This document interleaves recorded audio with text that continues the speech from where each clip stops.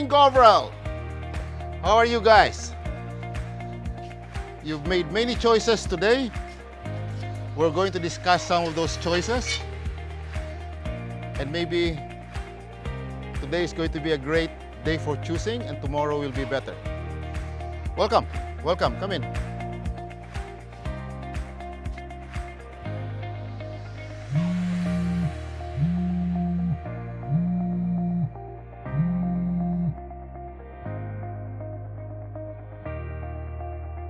Most people, when they wake up, the first thing they do is they reach out for their cell phones and check for messages. Let's have a show of hands. How many of you did that this morning? How many of you woke up and the first thing you did was to reach out for your cell phones and check for messages? Come on, Fatty. Count the number of hands that did just that. And there's nothing wrong with that, really. I think, and I would like to try to see if I can get you to believe in me on this one, the first thing that should come into your first moment of wakefulness is an acknowledgement of God's blessing that you woke up. And thank God for that. Thank you for the blessing of wakefulness. And then start making other choices. What am I going to do today? How can I make today better than yesterday? How can I make this day better for others? What can I share? What can I learn?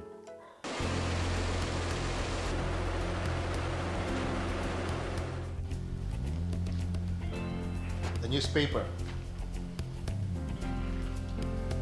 Before I get into this newspaper, I'd like to acknowledge somebody. And I would like everybody here to please recognize Vince Tan. Vince, get up. This is Vince Tan. Every morning, he wakes up very early, about 4 o'clock, just to make sure that he can get into the websites of the various newspapers.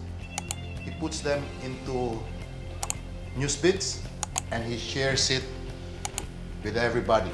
I'm sure you get the news bits.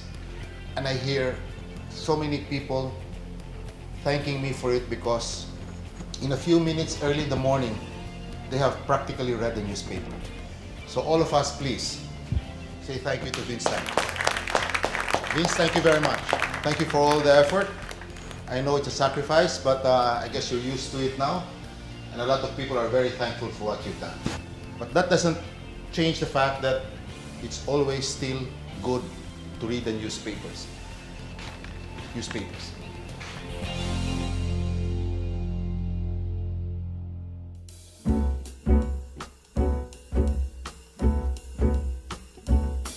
When you can, if you can, try to make an investment in a good coffee machine. In my case, I was a little lucky because Indica gave this to me as a gift 25 years ago. And I make it a point, when I have guests, I make the coffee myself for them. Coffee really is more of a social drink.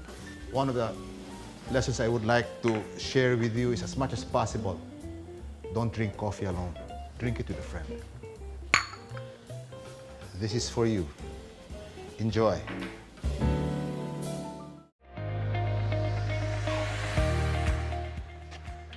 We're going to the golf course. Plenty of lessons to be learned in the golf course.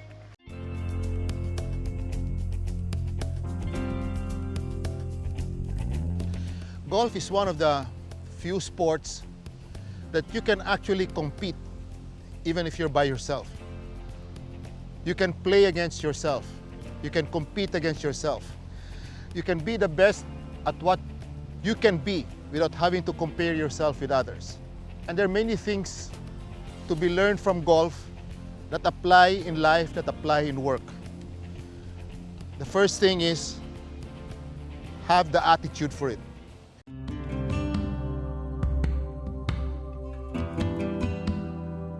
Another golf lesson that's a very important lesson in life and very important for GOVREL. Do not be afraid of making mistakes. Some people overplan, over-prepare, over-practice, and still make mistakes. There are two lessons there. The first lesson is it's almost impossible to prepare for everything. You prepare and plan for the best, but you also have to expect the worst to come.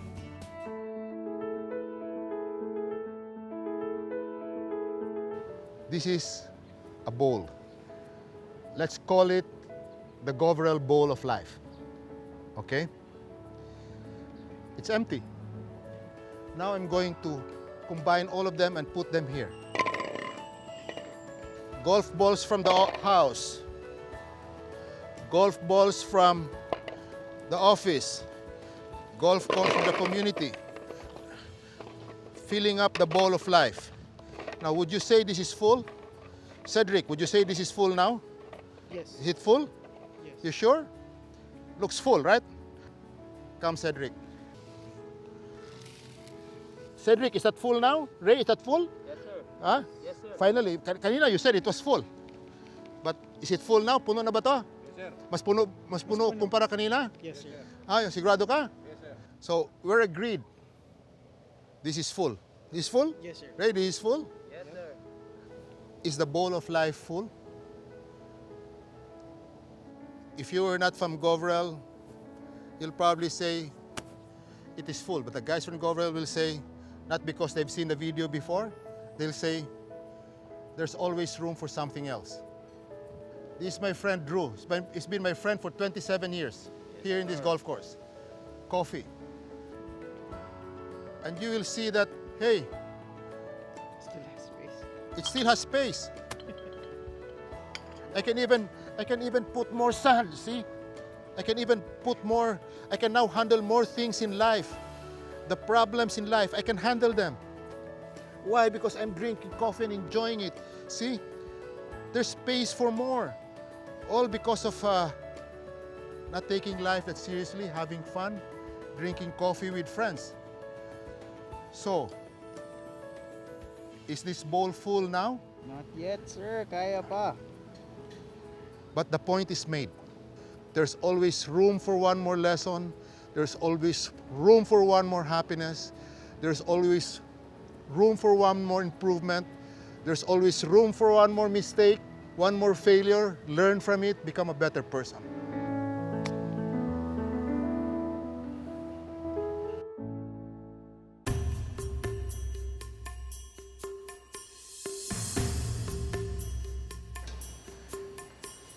There's one thing with this group that I want everybody to learn from.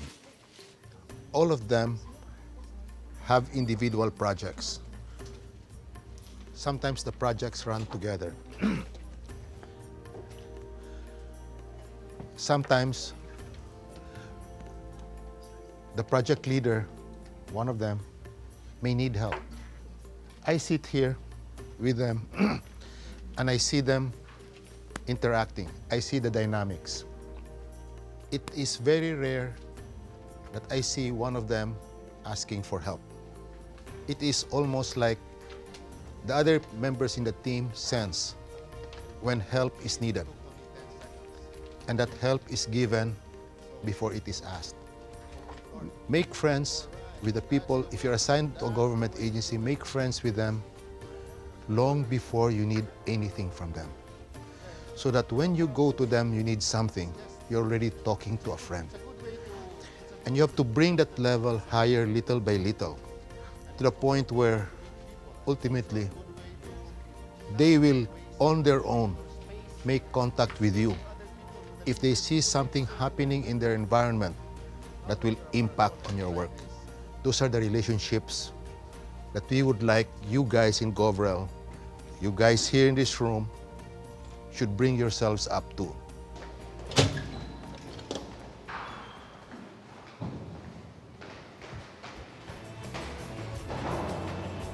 Okay, GOVREL. In the golf course, we learned that the ball of life cannot be full with just the golf balls. Because in the ball of life, the real ball of life never gets full. It never gets full. There's always room for improvement. There's always room for you to make yourself better. If you really want to succeed in GOVREL, there's one important thing that you should try to achieve. Try to have at least one relationship with somebody in media. That is a GOVREL non-negotiable. If you learn something and you share it, you don't lose it. You become a better person because you see the results in the person that you're sharing it with, making you a better teacher for the next person you're going to share it with. All of us were programmed from the very beginning, we're programmed to succeed. Unfortunately, we have not attended courses on how to fail. Do not be afraid to make mistakes. Mistakes are life's biggest teachers.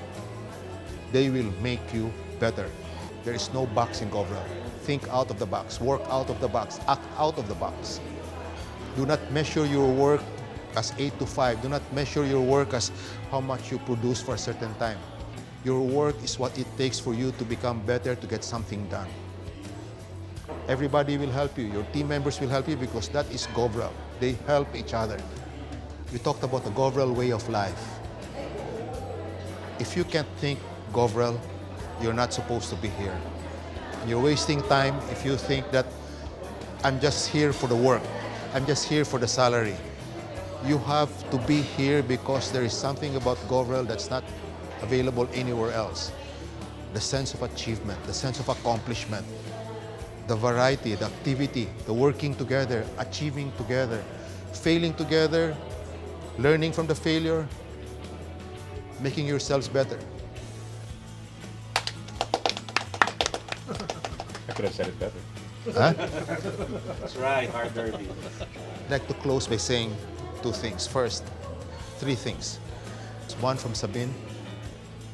Do not be an asshole. You know how to behave, behave. You know how to work, work well. Don't be an asshole.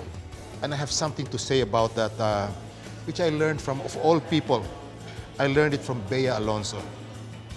Bea Alonso said, practice like you've never won. Perform like you've never lost. Try to absorb that.